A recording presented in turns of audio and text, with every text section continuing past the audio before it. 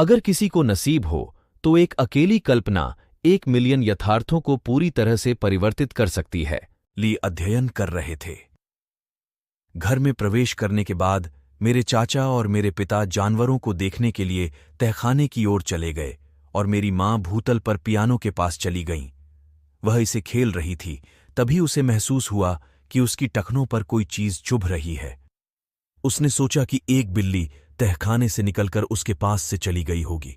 वह खेलती रही और फिर उसने इसे फिर से महसूस किया।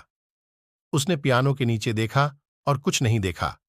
जब वह फिर से शुरू हुई तो उसने महसूस किया कि हाथों ने उसके पैरों को कसकर पकड़ लिया है।